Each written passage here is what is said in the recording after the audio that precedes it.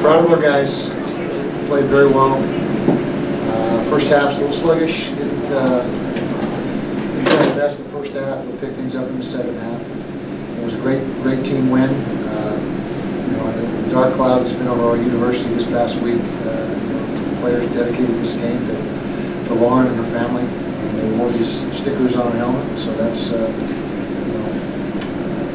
obviously a tragic situation.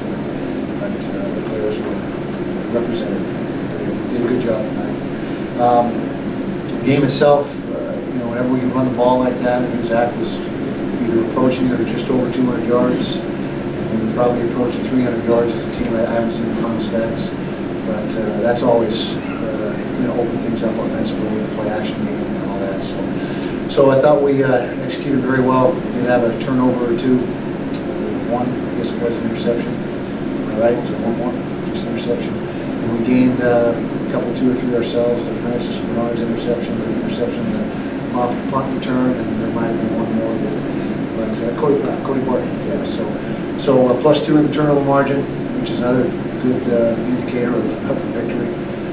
And we needed this win just like we need every game we play. And our guys responded. And this team is fun to coach. I love their personality. You just see their personality show through when they play. Not only as a team but individually. It's great to see. Unfortunately, we had the targeting incident. Miss Marquise in the first half last week. So that was the low light of the game. But otherwise, good stuff. Special teams was solid. Covey, I think, was close to 100 yards in punt returns or more. Mitch punted the ball well. Matt Gay kicked the ball well.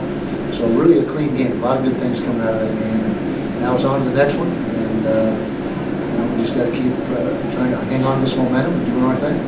Kyle, the previous 3 games, Tyler was at the heart of what the offense was doing. To score 40 plus with him having a pretty quiet night, what does that say about the overall improvement of the offense? Well, I think it speaks to the offensive line, first of all. We were able to move people around in front. And that's been the common denominator through all 4 of these streak we got going is things started at line of scrimmage on both sides of the ball. Controlling line of scrimmage.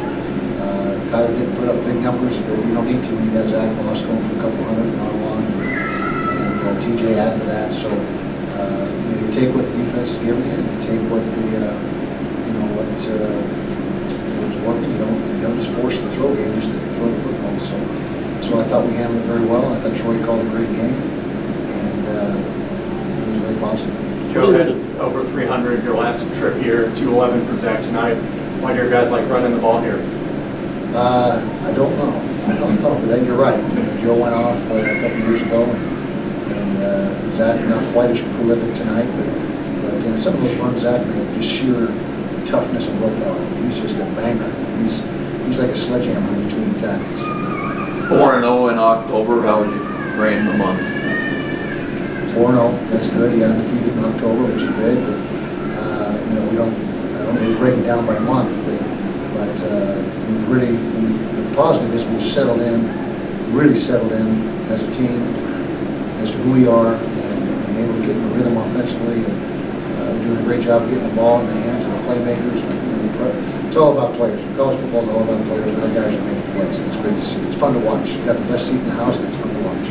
Defense is getting a lot of pressure early, but not quite getting to the quarterback. Yeah, we got pressure, and we got a little bit sloppy with pass rush lanes. Give their guy credit. He was very elusive in the pocket, tough to sack. I think we might only have 1 sack tonight, but we had several times where we flushed him, but we just gave him an escape hatch. And so it wasn't our usual. Now, we didn't bring a big dose of pressure tonight either. We worked on the traffic routes. They do a nice job. Offset back, little cluster of mindset, and working those routes from there. And that was something that we spent a ton of time on. I thought we handled that pretty well. And then, it lends itself to more zone coverage. We played a lot more zone this week, just like we did last week. Obviously, still 3 games left in the conference schedule, but I mean, you've been able to win the games that you're supposed to, where that hasn't necessarily been the case in years past. I mean, what's different this year, maybe versus Well, last? I don't know which games we're supposed to win, but I just think that our guys, we're playing with more confidence offensively probably than we have in a lot of years. I think that's probably the key. Defense has been pretty consistent. Special teams has been pretty consistent. And now you got an offense that's feeling really good about themselves and making plays. I think that's the piece that Cody talked about not getting too high in these types of environments. I mean, how do you control for that? Well, it's part of coaching. I mean, you're part of psychologists. You got to let them understand that, first of all, it's harder to stay on top than it is to get to the top. You're right there at the top of the conference, but it's, everybody's got it for you. Human nature is to back off and relax a little bit, and think you've arrived, and not work quite as hard in practice, not work as much in the weight room, or watch as much film. And we had a lot of discussion about that, making sure that we don't back off, and we understand that we got a lot of football left. We're just in a good spot right now, but we got a lot of football left, and it starts next week against Arizona State at their place. We talk a lot about Zach Moss, and it's great to have a running back like him, but you guys have been utilizing Armand Shine and TJ Green a little bit more. What kind of luxury is it to have those guys? Big luxury. And Armand's he could be a lead D1 back, Pac-12 back. He has been that. He was that for us a few years back, and so he's a guy that is very talented. You see his runs are very physical as well. He's got it up, the ability to make people miss. TJ Green is just trying to figure things out as a young kid. He's making progress and doing a good job, adding to what we're doing, which was particularly effective on the perimeter. But it's good to have a stable of backs that you feel good about. But Zach is the lead horse, no doubt about it.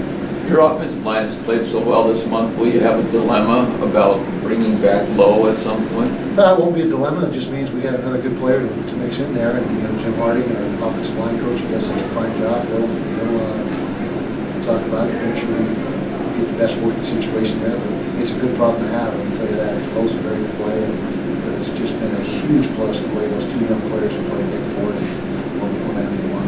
Maybe mistaken, but Sealson Wilson came in at the end of the game. Is that just getting him in, or? Yeah, he played sporadically, and he didn't have a full week of practice, and so he's kind of working back in after the injury and getting clearance. And so the other guys, Solinas is playing very well. Maurice Simpkins, Covey is tremendous. Jalen Dixon has been giving us good reps, and Samson Cool. So then we got I'm very excited about that receiver corps. I'm talking about that early in camp, and starting to play how we envision. And the key is they're all very young.